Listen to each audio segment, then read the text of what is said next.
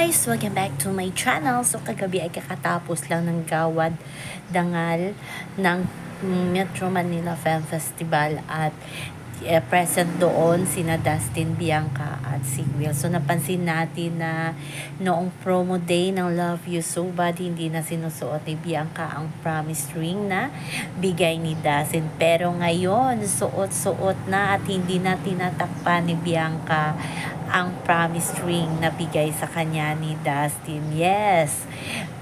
Nung umpisa ito nang mag-showing na ang Love You So Bad, binalik na ni Bianca ang promise ring at lantara ng kanilang pagiging sweet sa madlang people kahit nandoon si Will na bumibisita sila sa mga cinema at talagang pinapakita na ni Bianca ang pagiging caring niya kay Dustin. Yes, kagabi nga ay nanalo sina Will at Dustin na Best in Star of the Night. Yes, Best in Dress na ata yan.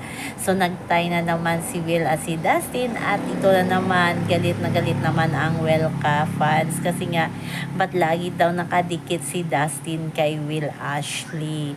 At nakakasaya naman kasi deserve naman ni Will na manominate bilang Best Supporting Actor at Best Actor kasi nga, aminin naman natin sa hindi, magaling naman talaga si Will. 12 years yan, pero hindi dapat i-compare silang dalawa ni Dustin. Kasi nga si Dustin is 2 years ata pa lang sa showbiz. Nakaka-insulto naman pag si Dustin ang manominate na Best Actor, Best Supporting Actor, diba? Kaysa kay Will na 12 years. So, sana wag nang i-compare. At si Bianca naman, deserve ni Bianca ang pagiging Best Actress nominate. Yes, deserve yan ni Bianca. So, kung sa mga pakumpiran lang, talaga naka-senior doon. Senior na si Will sa acting niya. Si Dustin ay bagong-bago pa lang. Hindi nga na-nominate or nanalo sina Zancho Marodo, Piolo Pascual, at marami pang bitiranong actor na nandoon. So, wag na ninyong i-compare si Will at si Dustin.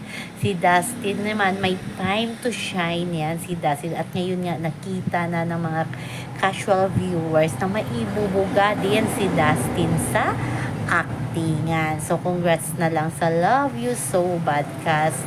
Worth it ang kanilang pagod na maipakita ang magandang proyekto para sa kanilang mga fans. So, yun lamang po guys ang ating update. Sa ngayon hanggang sa muli. Bye-bye.